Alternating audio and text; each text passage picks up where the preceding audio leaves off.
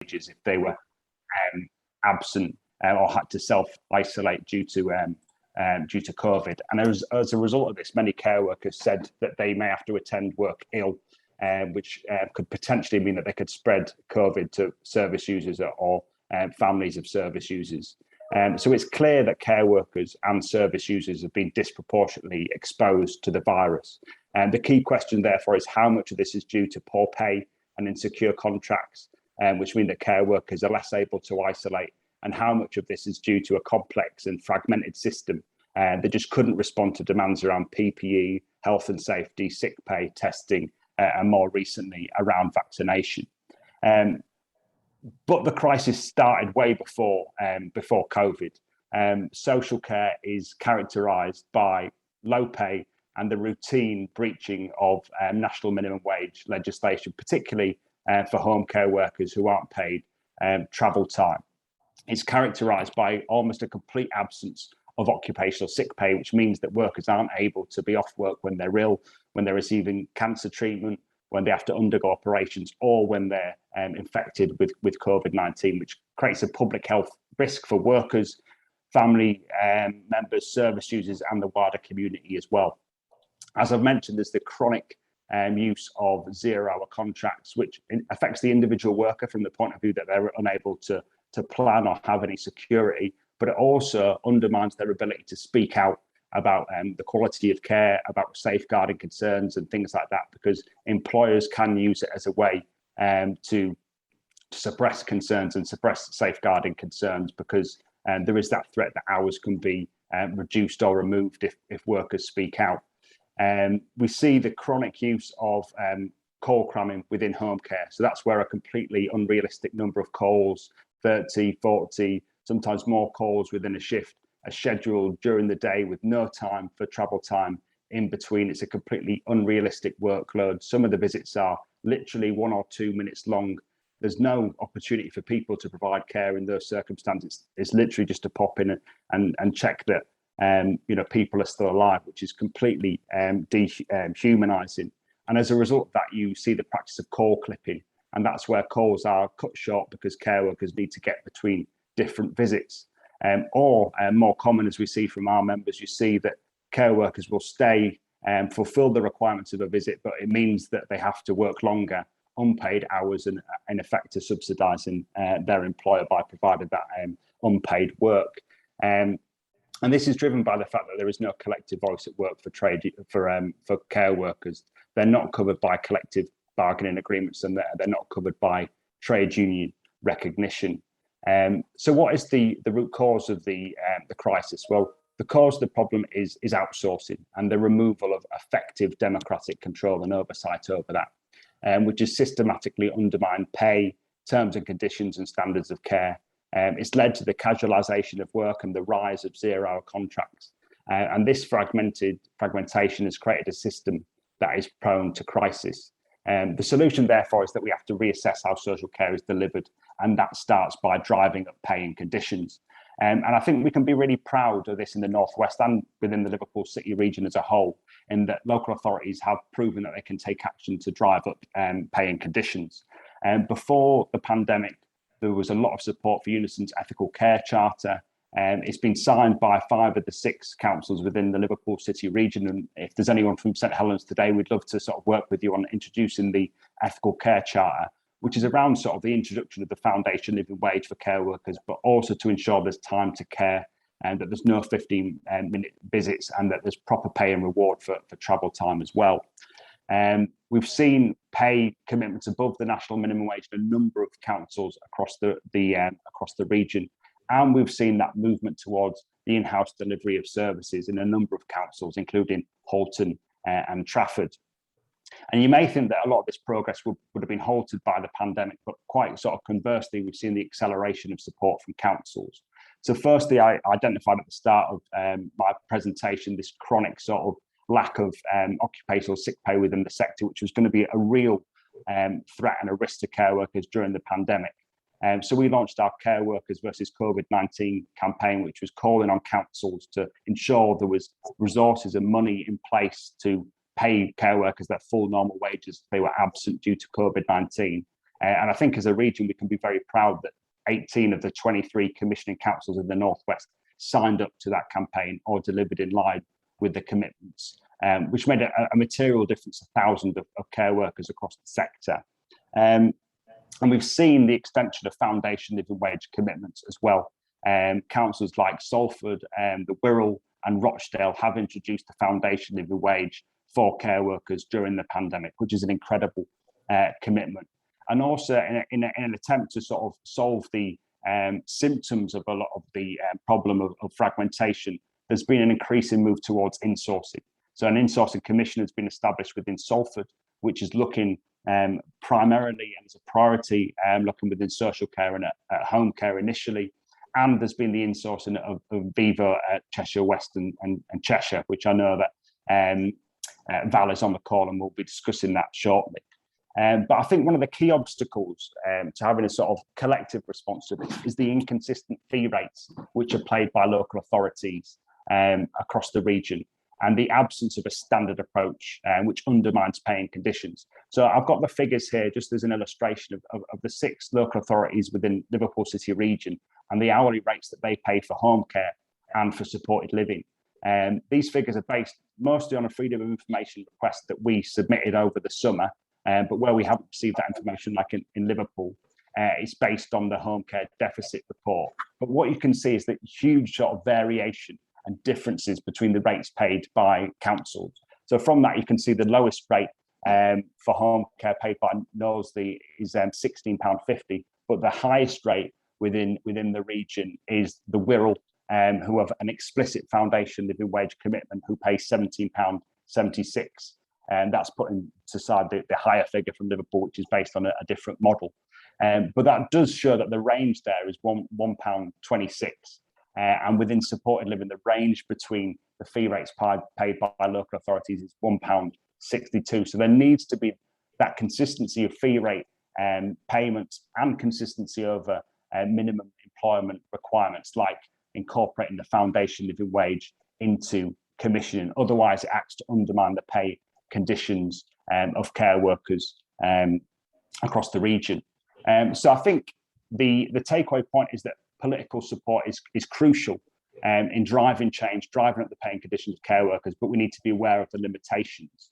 And these limitations are, firstly, that providers often refuse to adhere to minimum standards or to pass on wage rises, even if they receive them from the local authority. So there needs to be in place robust monitoring, enforcement and sanction from councils, and they need to strengthen contractual arrangements to make sure these commitments are passed on. Secondly, that providers often refuse to allow trade unions access to the workforce. And I think trade unions are such an important actor in terms of reinforcing and protecting the paying conditions of care workers.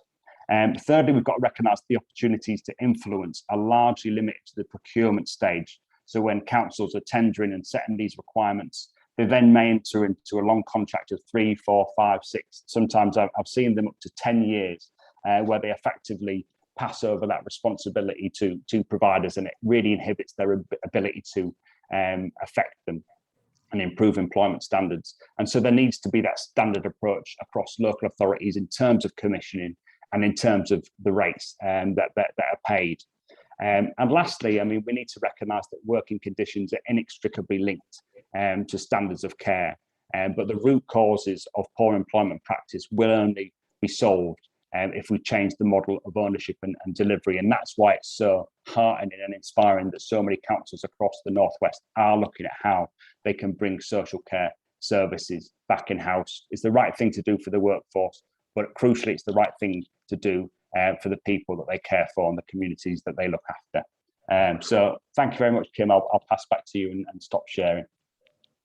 Thank you so very much, Dan. I think you raised some really pertinent issues, and I'm really glad that so many of our local authorities have signed up to the Ethical Care Charter. And there will be opportunities for a Q&A after all of our speakers have presented. And if you want to use your raise hand function or use the chat function, that would be great. I'm going to now pass over to Mo Baines, and Mo is the director of Apse and co-author of Who Cares? Reinventing Social Care. And she will be discussing the case for insourcing. So over to you, Mo. And again, you've got 10 minutes or thereabouts. Thank you. Thank you very much, Chair. I think a lot of what I would say, I would thoroughly echo what Dan has already said.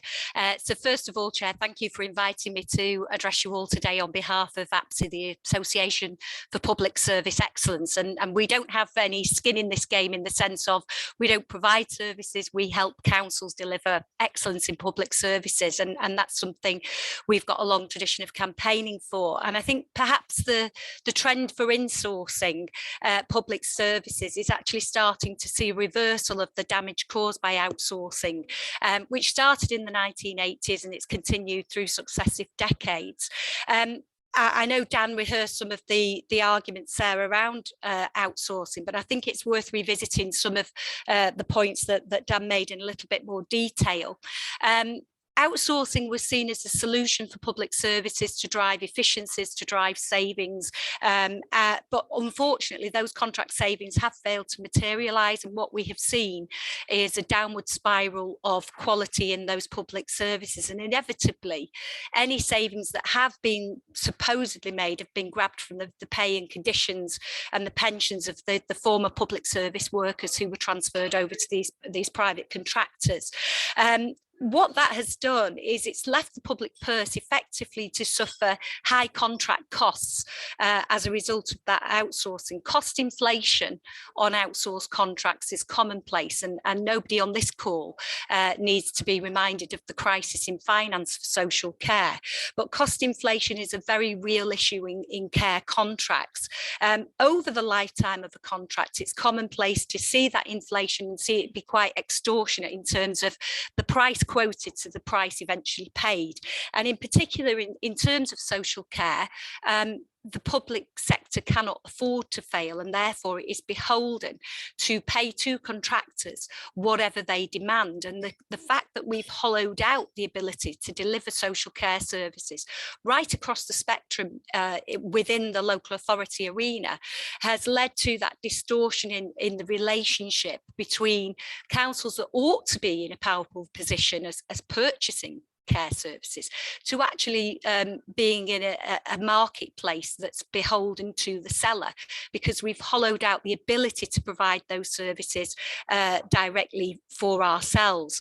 Right across public services, outsourcing is problematic. If you think of something like refuse and recycling, you know, the predictions now on climate change, the need to turn those services around. But how horrendous when we apply those arguments to an area like social care. We know that it's an area that we have to respond very quickly to changing demands in need. And the COVID-19 pandemic taught us the need for extremely flexible service delivery to be able to maneuver resources where we need them. But actually, outside of the pandemic, that's something that's been a feature of social care anyway, whether it's a particular high winter for winter flus and seasonal winter vomiting bugs. All of these unpredictabilities are built into social care. So to try and push that into a model of a contract where it's determined by predictability, you know, price is based on predictability, it is pretty impossible to do in a care context. So what we're seeing is this inability rather to avoid failure, where we have to then pay more and more money from the public purse in order to meet the care needs.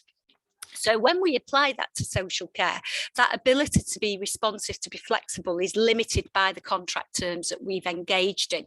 Even where we use language such as it's partnership working, it's integration, it can be very, very difficult if at the bottom line we're paying effectively a contract price, and to vary that contract price, it will cost us more money. So it's extremely difficult to do. And effectively, care is one of those areas where we need to be able to pull the lever and respond to demand, and we're unable to pull that lever and respond to demand if it's with a multiple array of of contractors out there. So in an outsourced and commissioned environment, the control of that lever sits with the third party rather than the public sector. So you cannot direct those resources where you need them. You cannot then be assured of quality. So the trend towards insourcing, in a sense, it's become a common sense option because it gives control of that lever back to the public purse, but it also starts to rebuild capacity in the public sector. If we go back to what I was saying a few moments ago around the ability to control what happens, what we're effectively seeing here is because we don't have the ability to enter the marketplace as public service providers, the private sector providers hold all the cards. So we need to rebalance that. But by insourcing some services on a gradual basis, we start to be able to answer some of those market conditions and the hollowing out of social care that's occurred over a number of years. Effectively, what can it do in a social care context to improve the social care situation? Well, first of all, it offers the opportunity for the reinstatement of the public sector as a provider of choice. Survey after survey in terms of service users and their families, they simply want good care. And what has happened through outsourced contracts in social care is that they effectively don't have providers of choice. It's an increasingly fragmented marketplace. It's an increasingly subject to providers choosing to leave that marketplace on two levels. One, we've commodified the residential care homes. They've become properties in effect and managed by asset managers rather than care managers.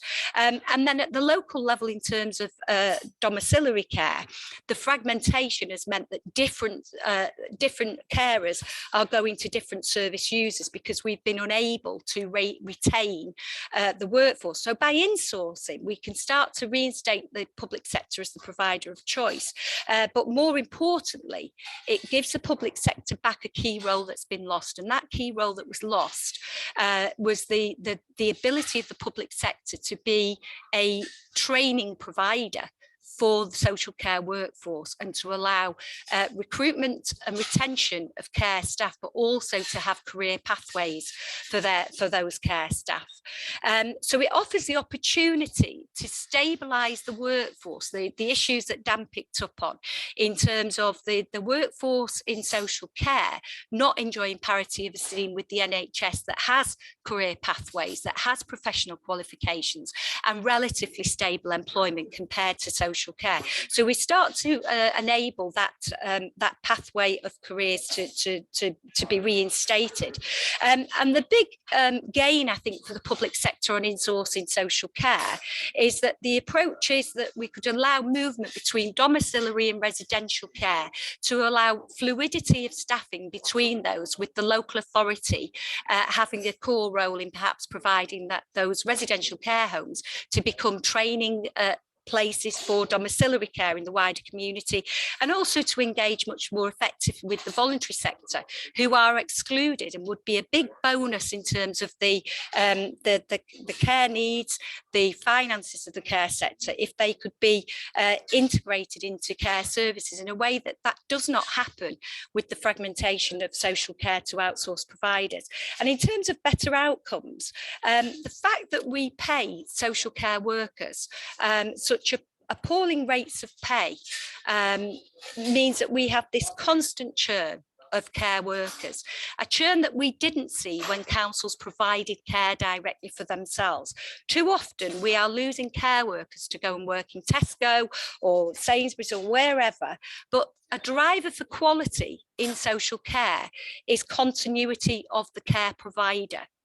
And few private sector providers have been able to provide that continuity of care. So we owe it to the most vulnerable in our society to look at this scandal of outsourced and fragmented care services and look how we can bring those services back in-house. As Dan said, lots of authorities are now doing this, but I think what I would appeal to everybody on this call who has a role around care commissioning from either a local authority or a medical or a health perspective, don't allow contracts to simply roll on and be renewed. You should have a timetable to review your care contracts, and with those reviews you should be asking some tough questions about, are they really delivering for the people in your constituencies, for the people in your communities? Review those contracts, task yourselves, even if it's only partial insourcing, bringing some of those services back in, because that will rebuild the capacity to then be able to bring other services back in-house as you move forward. So I will stop there, Chair. I'm happy to obviously stay on the call and take any questions, and I'll hand back to you. Thank you. Thank you so much, Mo, and you crammed an awful lot into your 10 minutes, and thank you to sticking to time. You know, you raised some really important points about efficiencies, about accountability and quality and training. I think all of the things that you might get some questions on a bit later on in the session. So thank you so much for that, Mo. I do believe that Sandra is on the call now. So if Sandra is on the call, we'd really like to hear from you, Sandra. Thank you. Are you expecting me, Val Armstrong? No, you're coming in next, Val. I'm expecting Sandra, okay, who is a support worker and the voice of the sector. I was told she was on the call at the moment.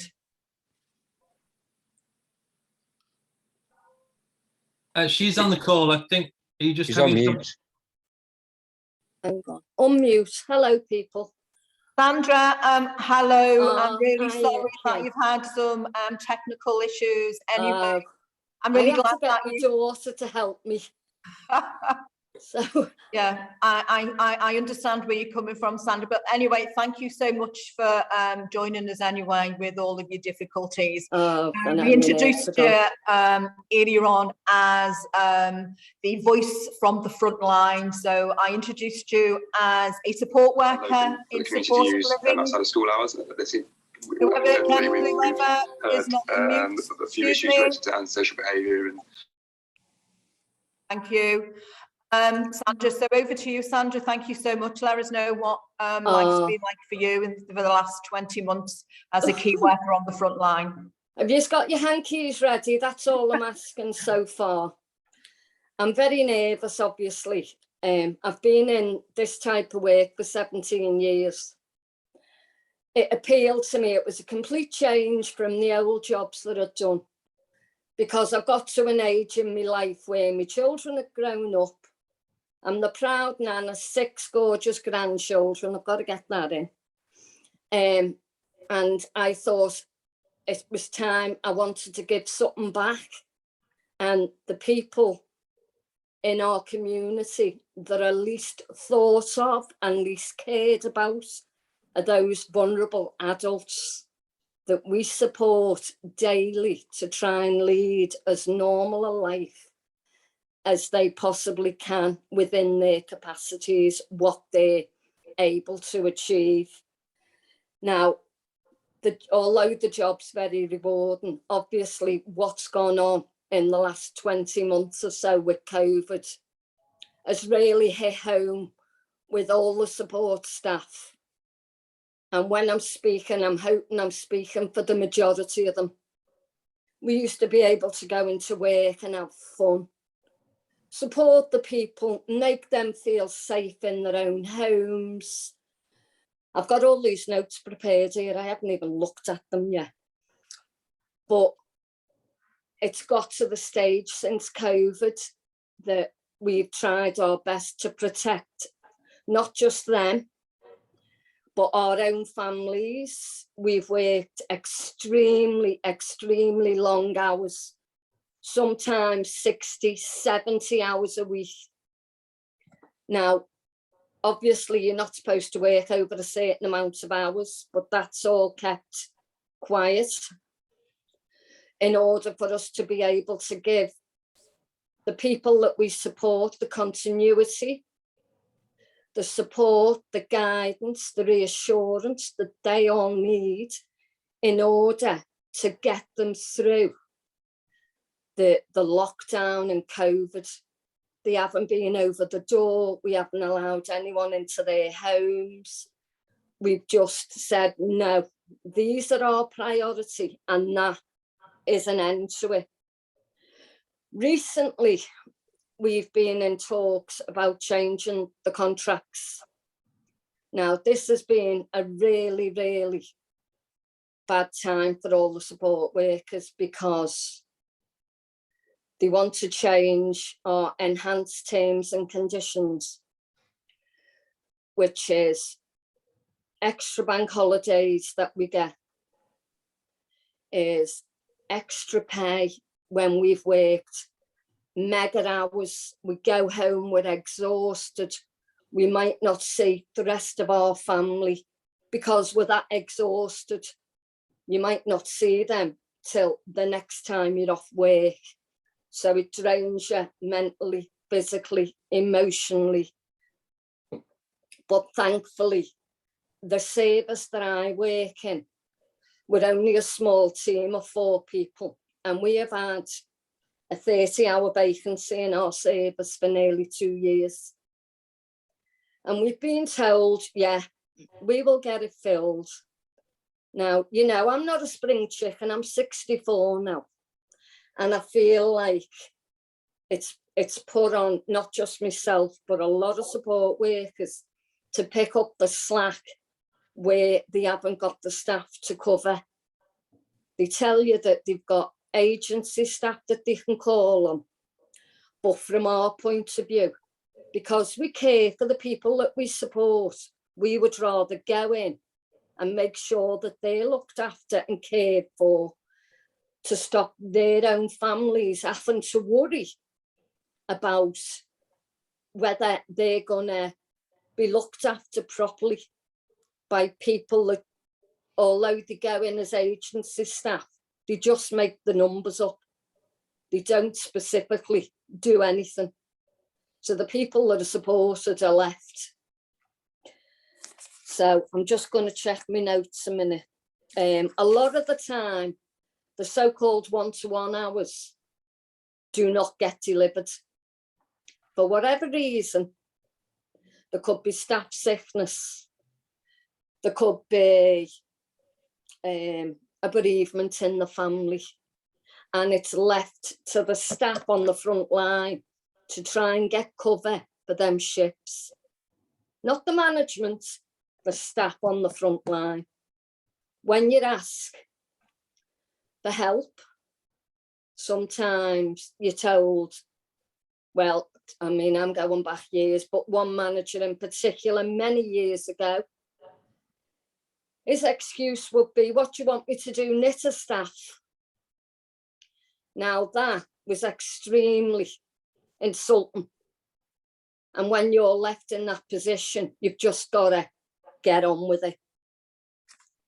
So these terms and conditions that they're trying to take away from us, although they've got valid points because they say they don't get the money, they're not funded enough for what they need to pay out. They always pass it back to the council, the commissioners, saying we don't get enough to pay this, we don't get enough to pay that, and we've been good enough as a company to pay you out of our own profits to keep yous with your enhanced terms and conditions. So a couple of years ago now, if I can just use this as an example, I came out of work with stress and anxiety, and I was off work for 3 months with it. Now, I got full pay because I have been in the company that long. I'm never off sick, which was a great help. I live on my own. I have full rent to pay. Obviously, the only way I can get to work is by car. Otherwise, it's a 2-hour bus ride, which 2 hours would be 4 hours out my day just getting to and from work. So that sick pay that I got then was a real help. Now they're removing that, and we will be entitled to 30 days. Anything after that, you're not entitled to. And at the moment, if you've got an ongoing sickness or health problem, that's discounted as well. So when, you know, you're only allowed to be off site for 30 days, and then if you're not back in work, then it's tough. In which case, you know, again, for me personally, I pay £500 a month rent.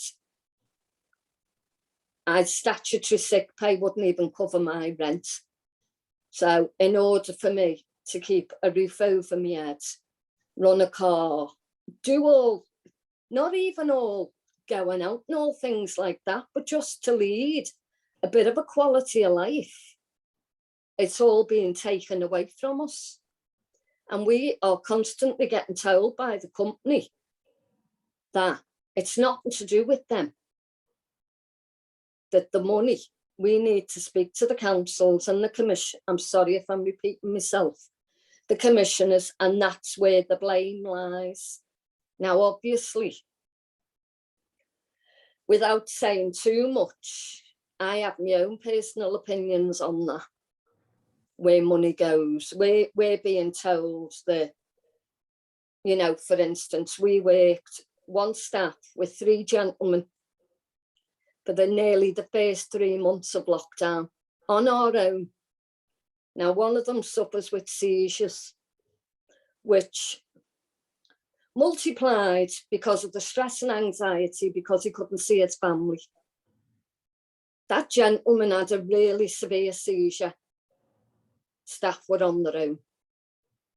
Sandra, sorry, hon, can I just say I'm going to have to maybe cut you off shortly. So if you just want to maybe wind up with any points that you want us to be aware of, that would be great. Okay, it's mainly to do with the enhanced terms and conditions we've got now. We don't feel it's fair. We're underpaid as it is, and we just don't feel there's enough being done in the social care sector to look after us staff, in order to look after the people that we care most about and that should be looked after in our community.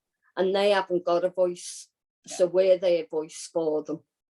Sandra, can I say that is fantastic, Sandra, and I just want to thank you again for being so brave and coming on and speaking so candidly the way that you have. But you weren't on the call earlier when I paid tribute to people like yourselves who put your life on the line at the beginning of this pandemic without the relevant PPE and the support that you needed. You know, you weren't able to furlough. You continue to do the job that you do.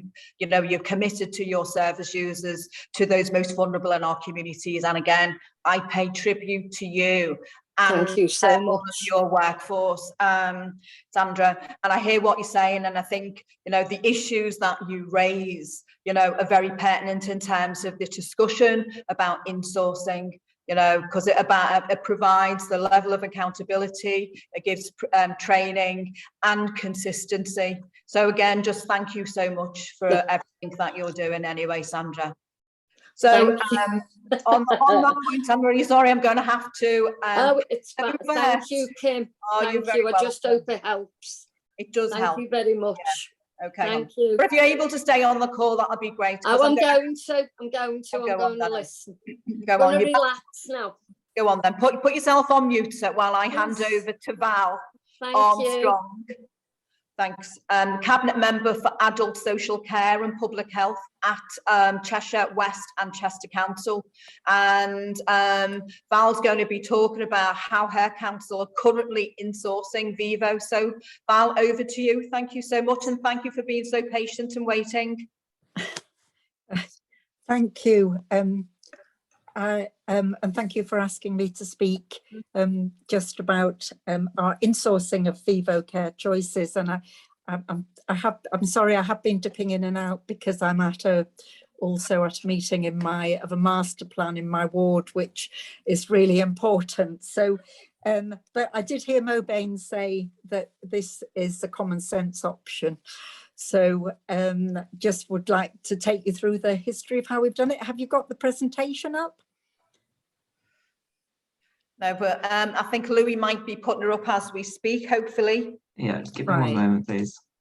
Okay, thank you. Well, I can start to talk anyway. Vivo, just to say that Vivo Care Choices was set up in 2013, and it was a wholly owned council company, one of 4 council-owned companies that have been set up. And it currently has 540 full-time equivalent staff.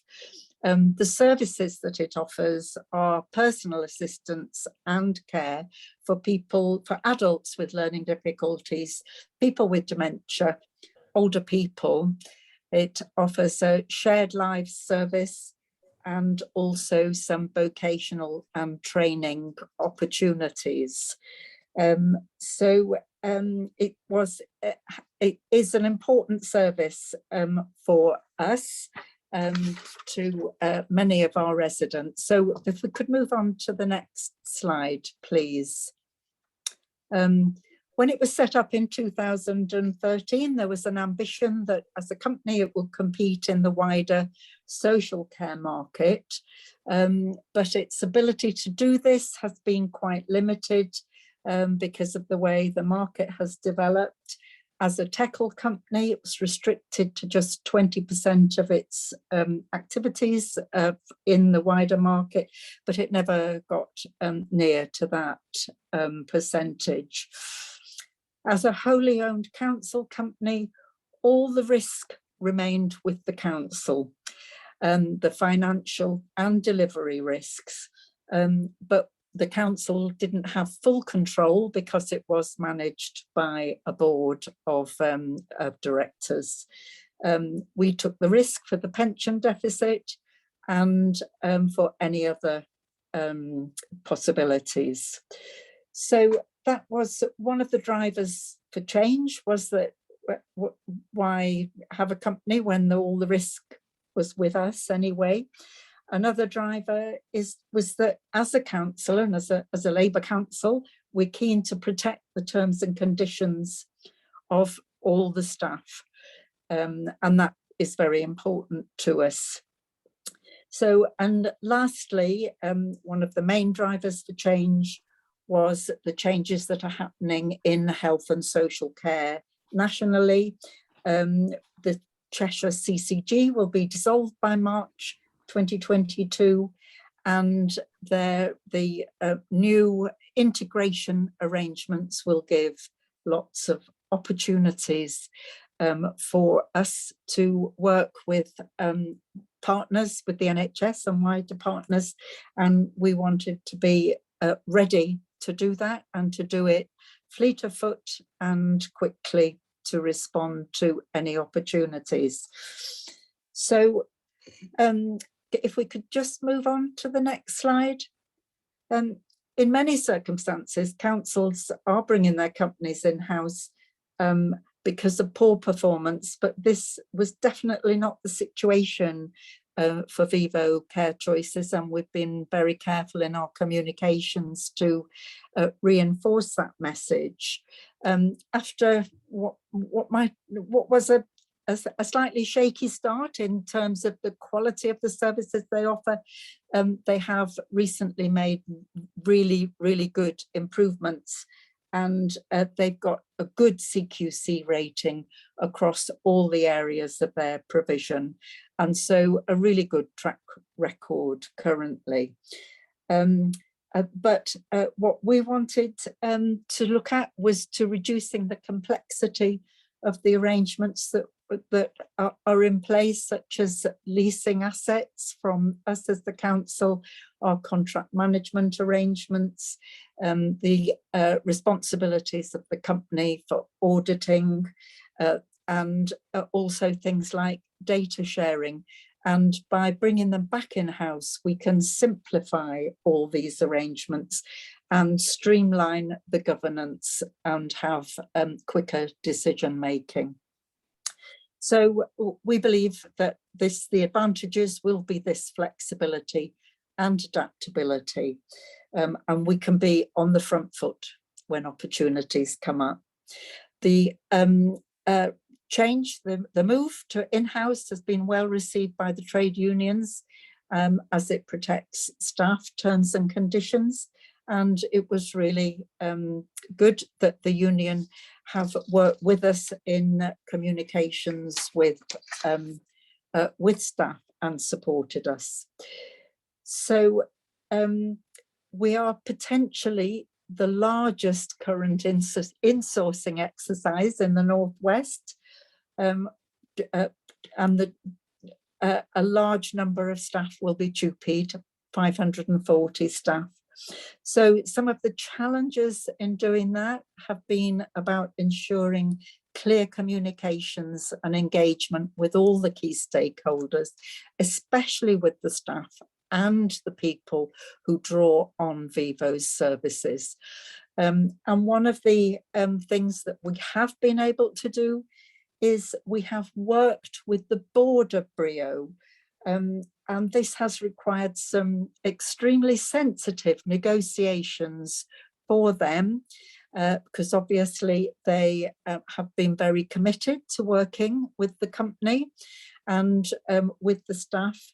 And so bringing them on board so that we were able to do joint communications from the very start, from the moment it went into the public domain with a report to Cabinet, has been absolutely crucial in keeping the staff on board and also reassuring people who draw on the service and their carers and their families.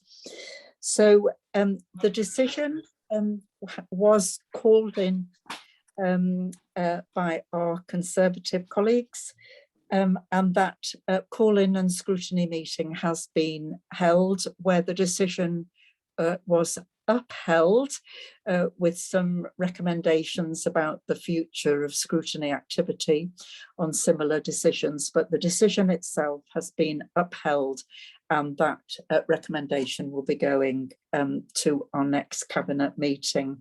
So we will be going ahead and bringing the service back in-house, welcoming the staff and the people who use services back into the council from April.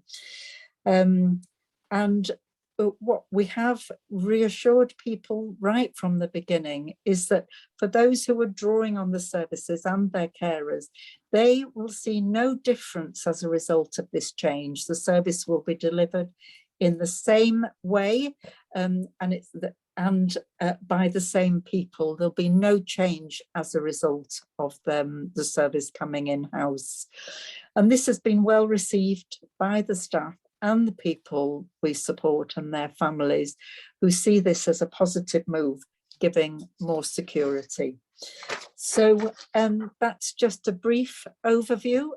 We have, as I say, had some learning about the importance of communication, the importance of the work with the board, and we'd be happy to share that learning with any other authorities who are looking at doing similar things. So thank you for the time to explain that. I'm happy to take any questions. Can I just say, Val, thank you so much for sharing, you know, what is a real life transition from outsourcing to insourcing. And I'm sure there's lots of people on the call that will have questions for you. So we do have, sadly, only 7 minutes for questions before 3 o'clock when the Minister is due to join us. So if there are any questions, can you show your hand or put something in the chat, please? And because I can't see everybody on the screen. Damien from Damien. Damien's please hand up. Go on, Damien. Who's your question for, Damien? It's to Val, and you know, I've seen the press release and the fantastic work Cheshire West Council are doing. How much resistance did you encounter from officers within the council to actually insource the company? We initially undertook a review of all our council companies and looked at how effectively they were working, what their financial situation was, and the future.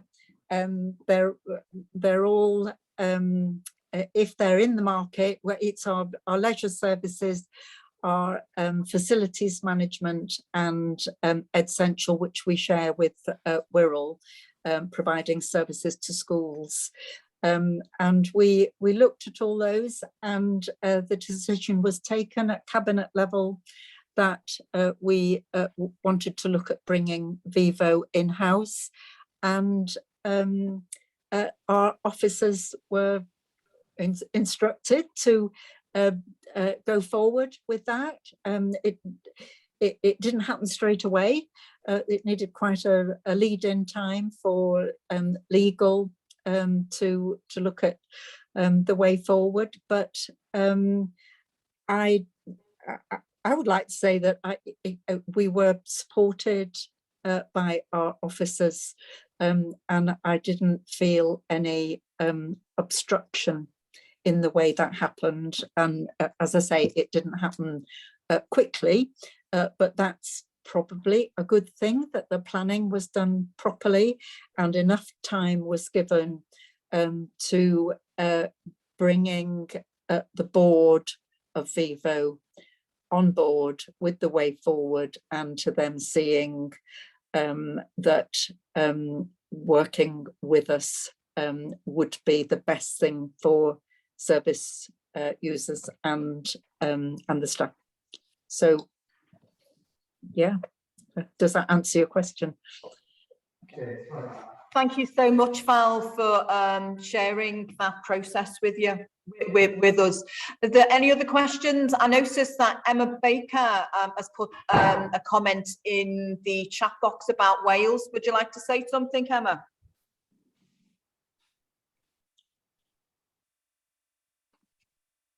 Yeah, sorry, just trying to find the unmute button. Yes, it's just I'm working for a new company now, but I have been working in Wales for the last 7 years, and they've done a lot of work around the base cost of domiciliary care, which is really, really helpful. And it's been really interesting because we've had really good involvement from commissioners on the National Commissioning Board in Wales. So the model has been produced together. And most recently, there was a tender from a local authority in Wales who identified the rates that they wanted to use from the National Commissioning Board. And part of the tender process was to expect providers to pay the rate they had promised in the tender, which aligned with the national minimum wage, national living wage it was going towards. So that communication between the commissioner and the provider was established in the tenders via the matrix that was built with Welsh Government. And the expectation has been set a lot higher. So I would argue that the cost of care is high and going up massively. And I've also worked for in-house teams. I've managed 2 in-house teams. And I know that that was 4 years ago, and the cost at that point was about £20 to £25 an hour, depending upon whether it was domiciliary care or enablement. So I'd be really interested to have a conversation about the actual cost of care, whether that's an in-house team or an external supplier, because it just felt a little bit earlier like agencies were being sort of put down slightly in the struggle for continuity and quality of care. And I think it's difficult to paint everybody with the same brush. I think there are definitely differences, but I think people are striving, as the lady said earlier, who was talking, staff just strive endlessly to deliver what they can. So it's not necessarily down to the provider. You know, not all providers are awful. Some are trying really, really hard and should be rewarded for that and recognised for that. So, but thank you. It was really interesting to listen to the conversations. Thank you, Emma. Mo, I don't know whether you want to pick up on the point that Emma's just raised about costs. Yes, thank you. Thanks, Kim. I agree, first of all, that we're not saying every provider out there other than a council is a bad provider. And I noticed some comments in the chat there about this being seemingly an argument to do the same thing, just under a different header of the local authority. That isn't what we're arguing. The cost of difference between a contract price in a fluid and flexible environment, it's something that can't be readily specified, and it's that becomes the nub of this argument as to the contract costs. The other issue is with private providers more generally, there is a responsibility to extract the maximum value for shareholders. Now, I wouldn't argue for that if in a contract situation, if you're a private company, that's perfectly correct that you should do that. It's whether or not that should be in the space of social care. And if I could just finish, Kim, because I'm conscious of time, this isn't about insourcing to do exactly what we've done, but just under the council. It's about insourcing to get better integration across all of the local authority services and health services we provide. We shouldn't be treating, for example, older people as sitting purely within adult care. If that's an older person, we should be ensuring that our housing services are pointing towards support of that older person to live independently.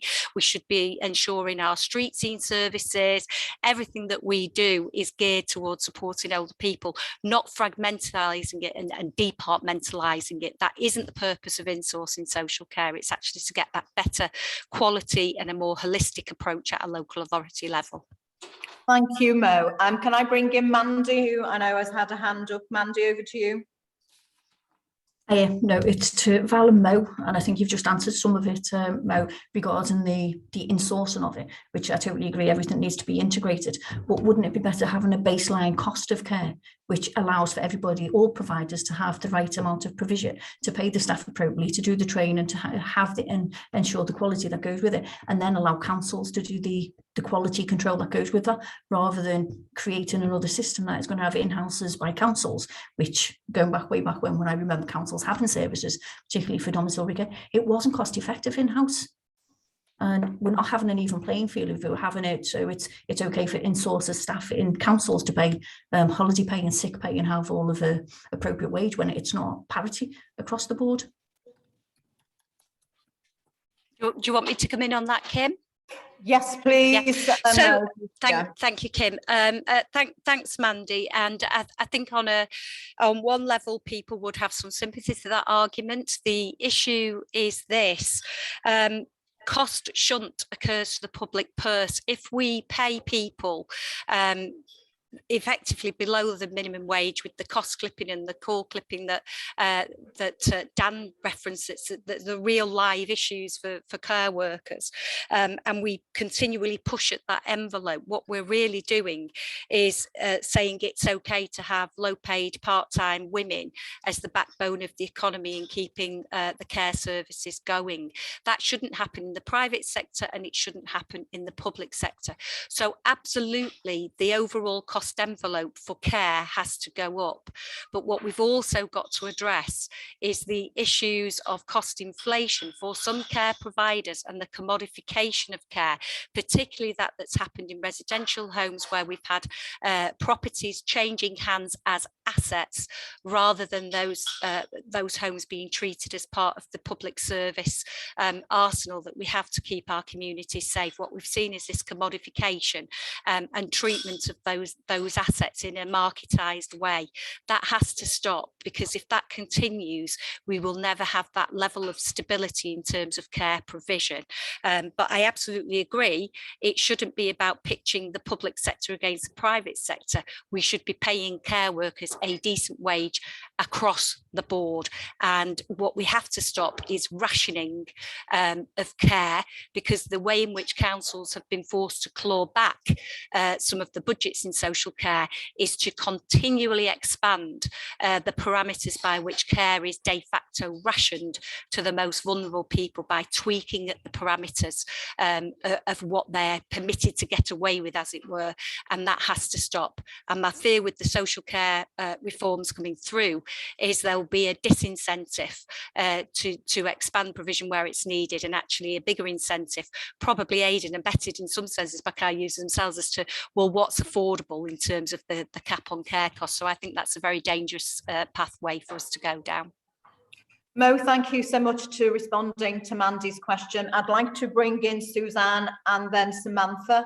Over to you, Suzanne. Hi, thanks for letting me speak. Just to reiterate again what Mandy was saying, and thanks for just clarifying those points. what concerns me is with what you're talking about, bringing things back in sourcing, you're still going to get the cuts occurring with the cost, with the call cutting. It's not going to resolve that problem because there will always be a demand. We know how high the demand is. So clipping calls, that problem is never going to be resolved. The larger companies, the ones that are cutting the calls, I know because I work in, I'm a home care provider, it's the smaller providers that are struggling. The larger providers seem to be able to absorb the costs, I believe. It's the smaller providers that want to do the job properly, they're the ones that are suffering. I just don't feel as though we've got a voice at all in what. Suzanne, thank you for posing that question. Can I just ask us, as a provider, how is your organisation coping at the moment in terms of recruitment and vacancies? Because we've heard on the call this afternoon that there is a massive shortage and growing because of the pandemic, but also due to, you know, vaccinations and a lot of people refusing to get the vaccination. Where's your organisation up to at the moment? So it's always been an ongoing battle. You know, you get staff in, and then your hours drop because somebody goes into hospital. We contract all our staff. We've never had people on 0 hours contracts. I think we're one of the minorities. We contract every single member of staff. So in order to keep them in work, obviously it's a constant battle to make sure we've got enough clients, enough staff. So our staffing has always been a problem, but the last 12 months has just been untenable. I'm currently spending in excess.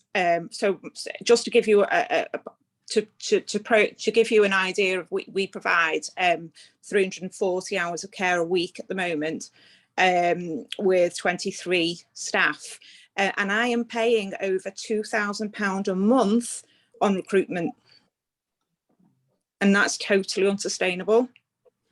That is starting to have some results, but I've never spent that on recruitment before, ever. People want to come and work for us, and I've increased wages. We're paying £10.40 per hour, which is, you know, above what we should be paying, and we're still struggling. Suzanne, can I just say thank you so much for raising those issues. I'm going to bring the questioning to a halt at the moment because the minister's here, but we can pick up more questions at the end briefly when the minister's finished her presentation. But I think, you know, you identify some of the major issues that are prevalent within the social care sector as a whole at the moment. So thank you very much for sharing. So it gives me pleasure to introduce Minister of State for Care and Mental Health, Gillian Keegan, a fellow Scouser. Julian grew up in Knowsley and went to school in Huyton, and she started her career as an apprentice at a car factory in Kirby. She has a bachelor degree in business studies from Liverpool John Moores University, as well as a Masters of Science in Strategy and Leadership from London Business School in 2011. And so I'd now like to pass over to Gillian, who's going to talk to us about some of the issues with the government and what they're proposing to do going forward. Thank you, Gillian. Thank you, Kim, and it's great to work with you on something else. I got to know Kim, I'm a 2017er, she's a 2019er, and I got to know Kim when she was on the Education Select Committee, and I was in my first ministerial role as the Apprentice and Skills Minister, which I did until about 8 weeks ago. So this one is quite new to me, this role, but it's great pleasure to meet you. And I'll be honest, when because I'm the only degree level apprentice in the House of Commons, I felt like I was a perfect fit for the role of Minister for Apprenticeships and Skills. And also I spent nearly 30 years working not only in the car factory, but in all different businesses. And when I got given this job, which was the Minister for Social Care and Mental Health, I thought, God, I don't know anything about this. This is, you know, this is completely different and some new area. And then I started meeting lots of people in the sector, and I realised actually that this is basically about people, and it's about not only people who need care, but people who work in care, not only people who need additional health, mental health support or whatever, but also people who provide that help and support. And the more and more I started to look into it in the last couple of months, I thought actually my time in Liverpool, my family, my massive family, which basically covers so many different people that we've pretty much got every experience, whether it's with dementia or with suicide, with mental health breakdown, with eating disorders, with domiciliary care needs, with special needs, Down syndrome or autism. So effectively, I now feel that actually this really is about providing the right care for people and caring for the people who provide that care. So that's fundamentally what the role's about. So it is actually a great privilege to be doing the role, particularly at a time when we know that, first of all, there's massive pressures. I mean, I think there's massive pressures on everything post the pandemic. It just changed so many things that trying to catch up post the pandemic is difficult. And in this particular area with social care and social care workforce, it's always been a challenge because every year 1 to 2%, the demographics grow by 1 to 2%. So it's always running to catch up. And I know I have many friends who work in the social care sector, and I've worked in it for many years. And it's always struggling to get the amount of people that it needs. But this is obviously off the scale in terms of how difficult it's been, both in terms of the pandemic, but also in terms of our whole economy, and actually not just our economy, across the whole world's economies being all shut down, all dislocated, and then all having to spring back at the same time. It's really created massive skill shortages, which Kim and I used to talk about before the pandemic, about, we need more people in this particular area or that particular area. We need to get more apprentices doing this. But the pandemic has just made it, it's just accelerated it by many, many years. And in this area, because social care, of course, is a massive workforce, 1.54 million people, something like that. It's the biggest workforce in the whole country. It's bigger than the NHS. So we are massively aware of the challenges. So we've been doing some short-term things. I mean, before I started the role in the pandemic, there was some money put into a workforce recruitment and retention fund, which was really to just try and get some agency work, pay some people for childcare to get some extra hours, get some new staff in, etc. And that was a fund that was working through the pandemic, and we've just issued a new one of those to really cope with, well, as much as we can, to use that money to cope with the winter pressures. So that was £162.5 million, which the first part of those payments have just gone out actually in November. So that hasn't been spent yet, and a lot of it was passed down through local authorities to providers in the last instance, and we would expect the same to happen this time. Additionally, to pay things like retention bonuses, or to pay some extra childcare, or remove some other barriers if someone could do a few extra hours. Obviously, recruit more staff. We've also launched a recruitment campaign, a national recruitment campaign.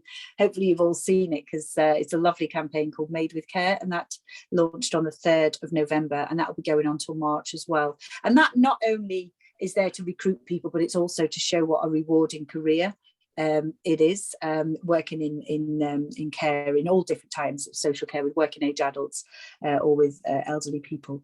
So the ring fund spending I've just been talking about is available to the end of March, and that will hopefully retain more of the existing workforce, and maybe through overtime payments, those kind of things as well.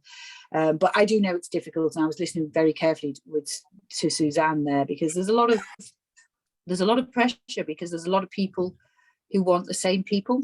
Every business is kind of coming back out of the pandemic with some impacts, or perhaps in the pandemic they just got so much busier that they need more people just because they're in the online delivery space or whatever. But there is basically a lot of competition for the same people. It's quite good for workers because they can up their salary, it's kind of more of a they're in higher demand. But of course, it is difficult to do the jobs that you all do without people. So that's the short term, and that will take us up till March. Most importantly is the reform of our social care system, and obviously we've made an announcement. Some people may or may not like it.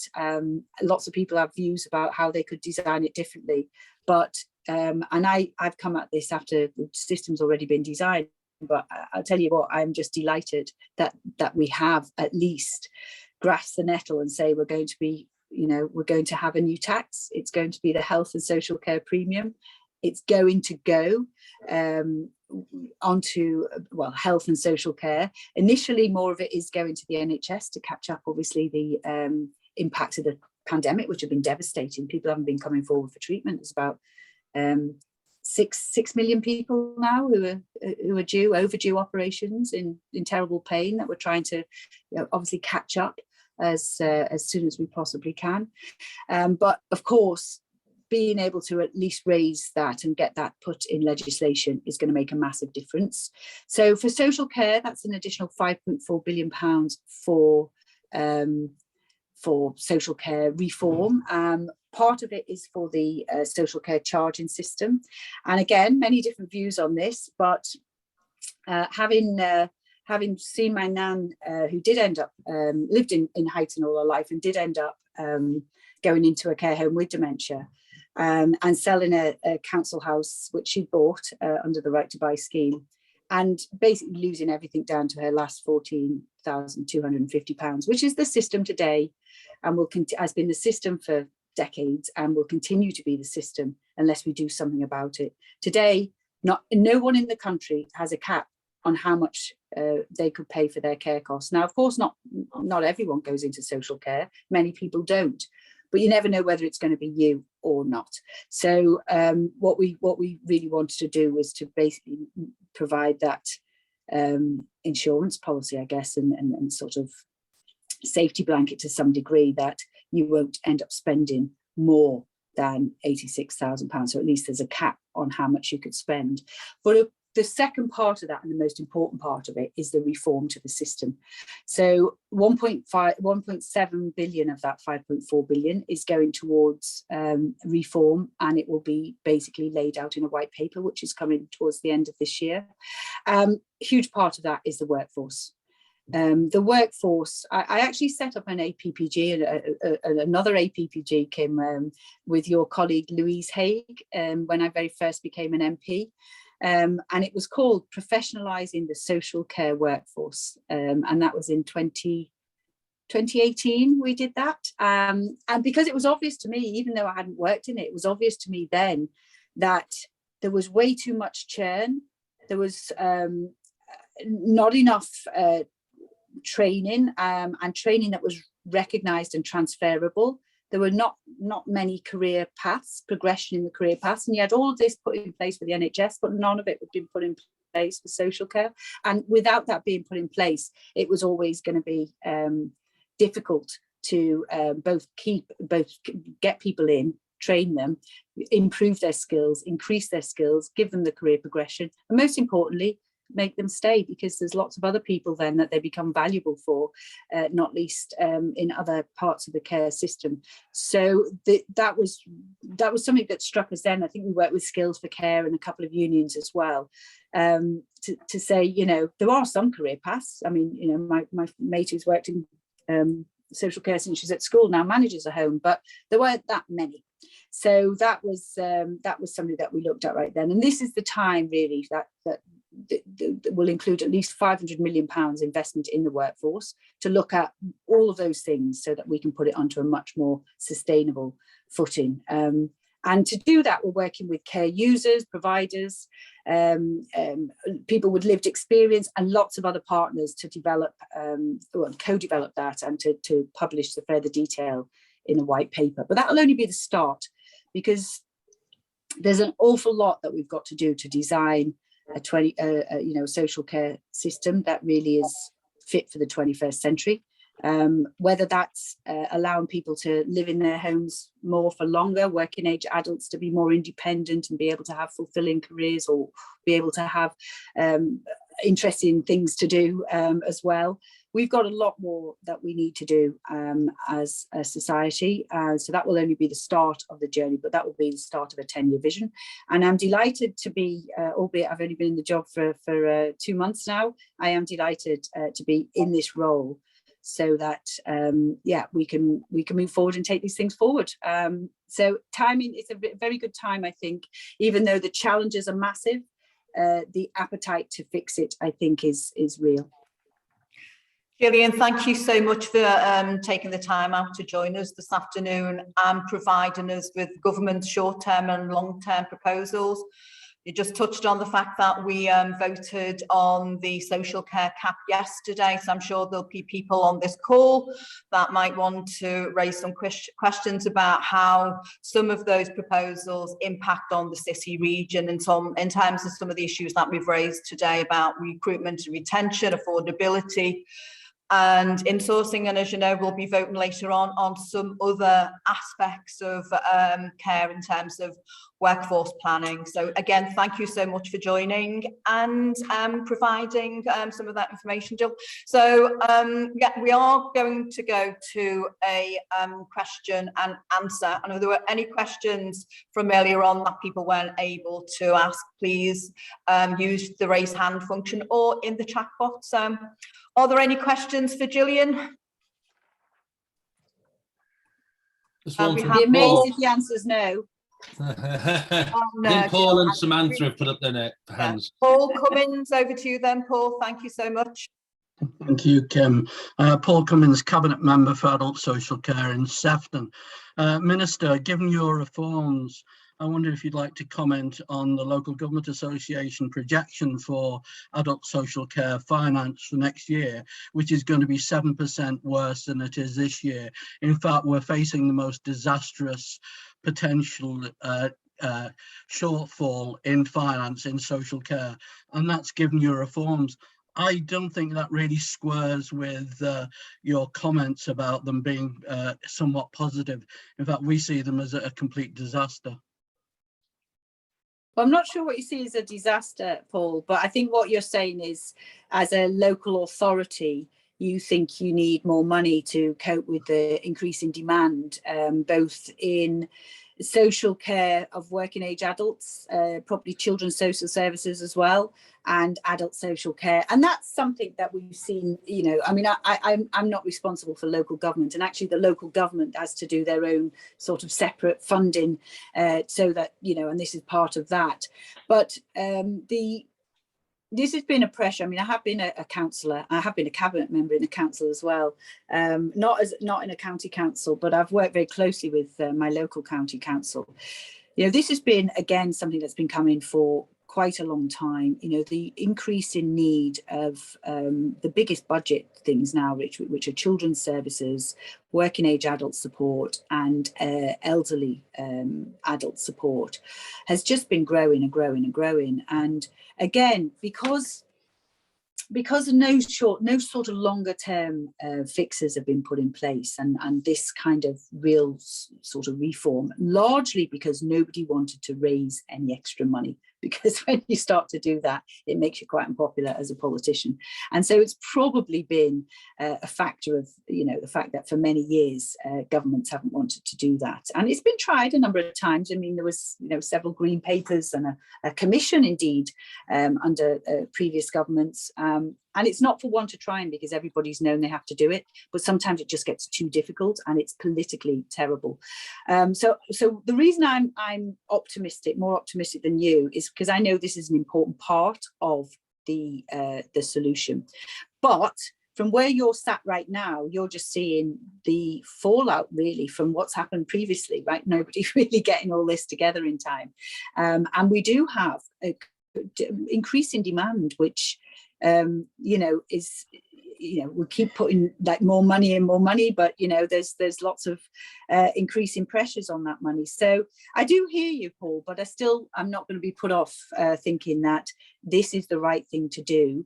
This unless we do this, we're never going to get ourselves into a better place. And of course, the local government settlement, which was part of the spending review. I know nobody ever says, "Oh, I'm delighted with my government settlement." In fact, I wonder whether I'll ever hear that again anywhere in my life. Ever hear anybody say, "Thanks for the money, but we don't need any more"? I doubt it, because I think it's part of the ministerial role that's just kind of what you hear.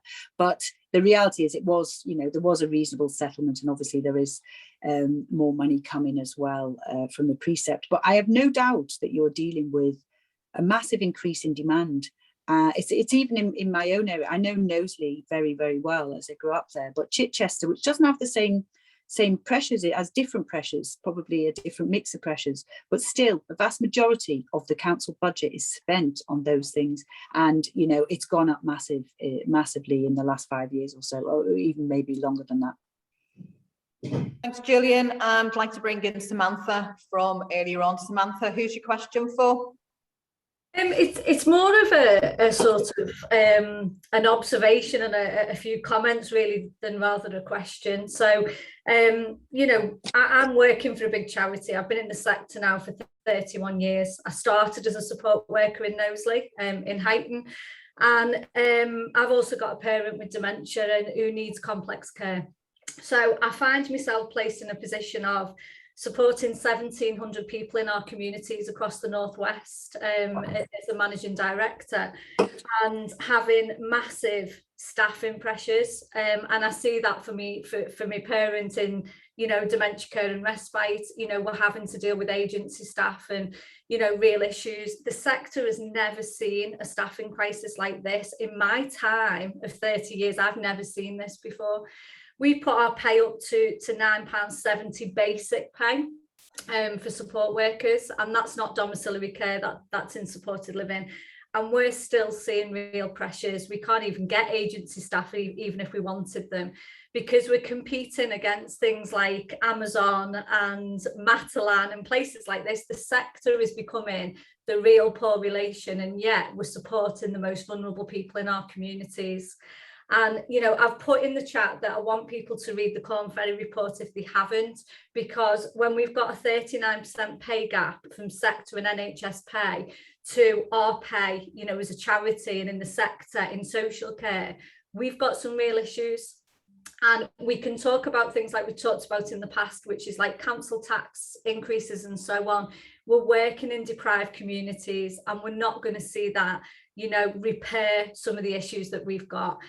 Something needs to fundamentally change, and we need people in the government in key positions that have got this experience and that are walking the floor and seeing what our frontline are dealing with every day, because it's the toughest it's ever been, and something has to give, because we're taking a lot of pressure in the sector, and it shouldn't be the way. We should be working collaboratively, and we should be dealing with what these big organisations and hospitality and everybody else are offering, because we can't compete with that at the moment. We cannot compete.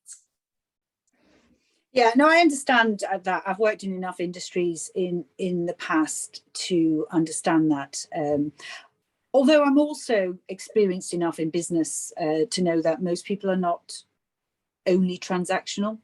They don't just choose what to do in life just based on an extra 20p there or an extra 70p there. I also get being on the starting salary wage. I started out there for a long time myself. It took rather a long time to get off it. But the reality is, I've looked at aspects of this, and I'm not afraid to say what I think. I've never before in anything seen, I'm not talking about any businesses on here because I'm just talking at a macro level, the level of churn and retraining in this sector. I've never seen it anywhere I've ever worked in the world. The level of 0 hours contracts in this sector, I've never seen it in any industry in our country. The level of risk flowed down to the individual. I went out, actually, I have been out with some domiciliary care workers, and it was in London, not in Liverpool. And the guy told me that, and I don't know how typical it is, but it was a real guy who was doing the job that I went round with. And he told me that he looked after 4 people, and they had quite a high degree of needs, and he looked after them and he did different things for them in the day. And when 2 of them went into hospital, one with a fall and one with a urinary tract infection, his salary, his earnings went down. His earnings went down because they were in hospital. I said, how can you manage that? And he said, I can't.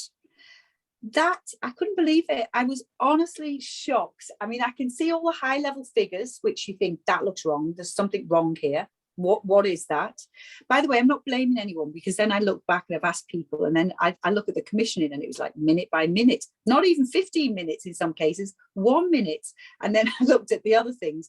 But actually, I never ever accept that the answer is, oh, you know what, if I had loads more money, I'd be brilliant. Because that's just not how it is. You've also got to do things better. You've got to train better. And that's why I'm very passionate about what we're going to do with the workforce, because the training, not having to retrain everybody, having something that everybody trusted, having a career where you could see if there was career progression, having different ways and different routes in. Ideally, I'd like it between the NHS and social care, but it may take us a while to get there. But unless we start, we'll never end up there. You know, there's a lot of things that I've looked at that I've thought, you know, it's amazing, you know, really that so many people want to work in it, because there's a lot of bad conditions that I think are hard. If you're on minimum wage or you're on lower wages, you can't afford to be, you know, losing half your salary that week. I mean, that's just, it's just doesn't give you any security.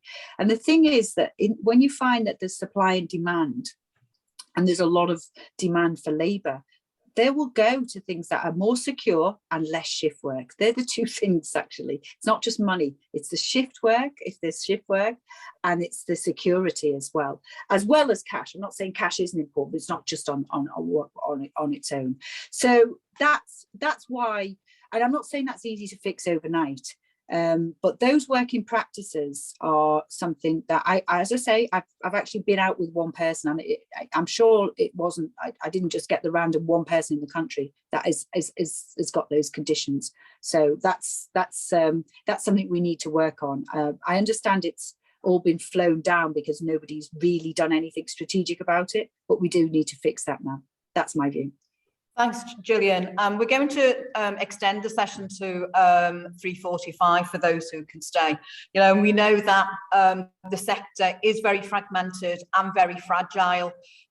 So I've got Jay McKenna, then Suzanne, and then Mandy. But I'd be grateful if you could keep your questions short and Gillian responses as short as possible as well, please.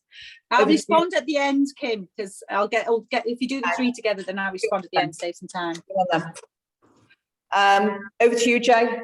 Thanks, Kim. I'm Jay McKenna. I'm the policy officer responsible for social care at the TUC. And I suppose I'll keep this one as a pretty direct question to the Minister. We have set out lots of the changes we'd like to see in social care. So too have our affiliates, Unison, Unite, GMB, who represent care workers.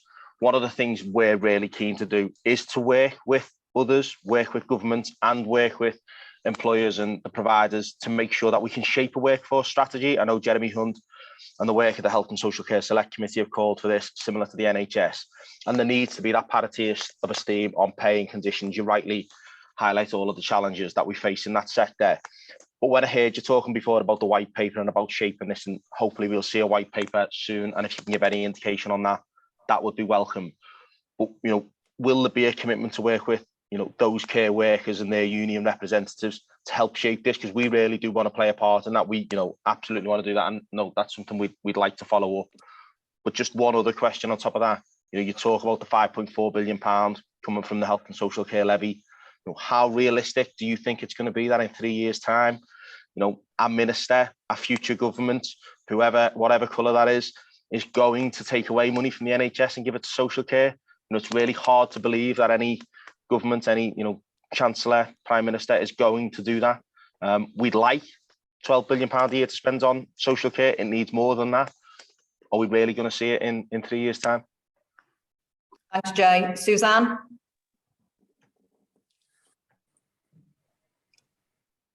I think you're on mute, Suzanne. I apologise, sorry. I'm not sure if anybody's seen it, but I did a recent live on Facebook. I can share the link to those at the end if you want to see it.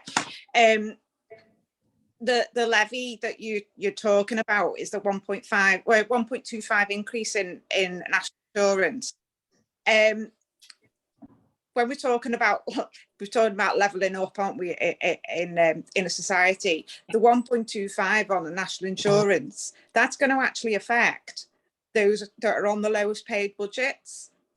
So I staff that have through the pandemic picked up extra hours for me, and these are people that are working part-time. They might be single parents. They're on tax credits or universal credits. They pick up more in their wages, or I try and give them an incentive by giving them a bonus, and they come back to me the next month in tears because they've had money taken off them and they've been penalised for picking up the extra work. So why would somebody, you're constantly battling with people who you're working with people in the sector who are like myself, care is a vocation. The people we look after will take and take and take and put up with poor conditions because we can't not do what we do. Care is a vocation, and the government have always played on that. I don't know what the solution is, but I really hope that, Julian, you can put something in place, or help to put something in place that can really help people on the front line, because I think I speak for everybody when I say it's really tough at the moment. Thanks, Suzanne. And again, Mandy, if you can keep it as short as possible, that'd be great. Thank you, because we're running out of time. On mute. Yeah, no, I know it just didn't want to turn itself off. Mine is just reiterating on similar to what Susanna said, and agree with Sam. I've been in the sector for 38 years, and I've never seen it this bad. The 2% that went onto it is obviously going to impact on loads of people, but would it have not been worth keeping that 2% purely to social care and not taking it away and giving it to health, and just have social care with social care and health with health? Because they are, and I know you said you'd like to see the integrated with health and social care would be fabulous. I don't think it should be. The two sectors are different. Social care is social care and health is health. And if social care was seen as a professional in its own right, and I think if the APPG had worked and we'd have got professionalisation, it would have been better. But having all of this disparity, I think the government should set a national cost of care from main government that all councils have to pay. That's it, sorry. Rant over. Thanks, Mandy. And I'm going right, I'll try and get through them. Gillian, 1 minute. I'm going to use church privilege and ask you a question about. Okay, you can ask me a question anytime. About the retention bonus and how far that stretches, given that if you looked at providing that to the 600,000, it only equates to £270 per person. So just a question on that. Thanks, Gillian. Over to you now. Okay, I'll start with that. I mean, obviously that's not what's there for. It can be used by some people for some retention bonuses in some cases, but if you put the whole lot on retention bonus to everybody, then of course it wouldn't probably do the trick. So that's why we've given the money in chunks to local authorities to give and pass through most of it. They should be passing through most of it to providers so that they can work out what's going to get them the most hours through the time. So Jay, yes, in terms of the white paper, it's due out by the end of this year, so not that long to wait. And it's a start. It's not a finish. It's a start. So there'll definitely be lots of opportunities for us to work together on that. I mean, the £12 billion, I mean, so the first thing is, I mean, we had a discussion about that, about whether we should, I think Suzanne said, well, if you put it on national insurance, then where can people pay it, etc. One of the reasons why this has gone back and forward like a hot potato basically for years is everyone has a view, right? Everyone has a view. Should it be income tax? Should it be out of assets? Should it be something like national insurance? And the reality is there's going to be loads of people against every single one of them, because basically tax, there's always got different views. They address different groups, different people differently. The thing about, and I wasn't part of this decision, but, the reality is I admire anyone who just says, you know what, it's going to be that, and that's what it's going to be, and we're going to raise the money, because that's a brave thing to do with the taxpayer. Probably need a decent majority to do it. But national insurance is always, to some degree, if you do look at the polling stuff, to some degree, national insurance has always had this feeling in the country, actually, that it's sort of it's there for health and for future things, and for, you know, it's got this special sort of place, you know, and it was initially obviously very much health and pensions and those kind of things. So it's seen in a different light. So I mean, you know, there was many options I'm sure they looked at, but that was the decision they made. And you know, I think it's brave to make the decision. I think it's the right thing to do. You know, of course you can argue that it affects this group worse than that group, because not everyone pays national insurance, although it was extended to anyone who pays national insurance who works, you know, at whatever age. But you know, that's what it is. Now, of course, this is all, and I understand, you know, I was talking to a number of councils recently and saying, well, what are you doing differently? You know, this minute by minute thing's nonsense. I mean, nobody can run a business if you're, you know, I've listened to Lynn and Suzanne and you know, Samantha, you know, if you're working in this area and you're running a business, you can't run a business when you've got all that uncertainty minute by minute here, and it's impossible. And it's actually been made to be really much more difficult than it needs to be. So we do need to change the way councils do that. We need to change the rates that they pay. We need to change the rates that people pay as well and make it fairer. These are all things that we're going to have to, you know, work on over time. The most important thing, and then Lynn mentioned about health and social care. I'm not suggesting that the two things are completely interchangeable. I completely accept they are different and they're different jobs and different skill sets, but you do find little movement between them. And I've spoken to a number of nurses who've basically gone from the health service into social care or into hospices as well, because they wanted a different environment, or into district nursing, into being able to help people at home because they wanted different hours. So there's lots of different people have different things that drive them at different times, and so I just want to make it as easy, if they've got a driver, for them to move. But health and social care, the big thing about health and social care having to work together is the whole thing about people going in and out of hospital, and I've also got in my brief the integration of health and social care, that integration work, the bills that's going through now has a lot of work on this, the ICBs, etc. And the most, you know, that's another part which really does free up for us to work, and hopefully at the commissioning level as well, to work much better around what's going to work for the patient. Because actually, the one thing about everyone saying, you know, if I had more money, if I had more money, if I had more money, actually in the system, quite often people say to me, the system probably has enough money in it. It's just, it's not going to the right place, doing the right thing. And it's got, you know, there's an awful lot of inefficiencies in there. So in terms of how much we get of the £12 billion, obviously we've got 5.4 billion for the next 3 years. And that's an unusual period, right? Because we've got the pandemic, we've got all those 6 million people who've got all kinds of operations that we need to catch up on.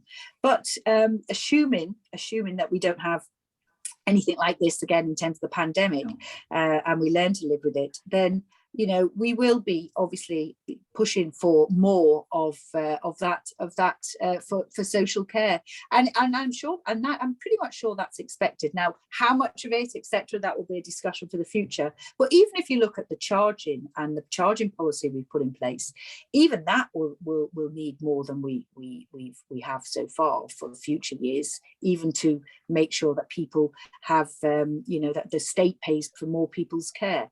So you know, there will be you know, some changes there, but I'm sure everyone will keep lobbying, and that would be very helpful. But you know, the reality is, what we need to do now is work out what is it we would do with that money, and what we can basically say, this is what we think is the right solution for our working age adults and for our elderly people, and for many of them to stay in the you know, in their homes as want to, and for anybody else to get the care they need to in a residential setting. So maybe a residential setting of the future. So there's a lot of there's a lot to do, but I look forward to working with you all to do it.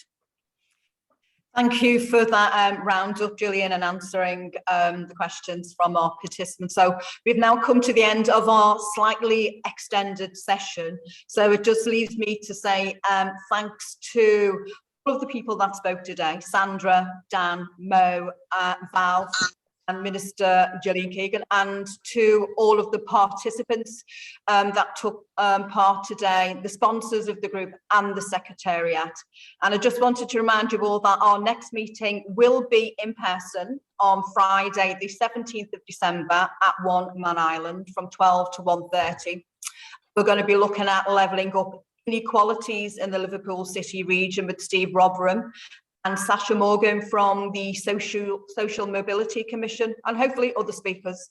And I just wanted to say I look forward to seeing you all in person and not just your head and shoulders on the 17th of December. And I just say that I found this a really informative and interesting discussion and debate. You know, social care has been kicked into the long grass for a long time.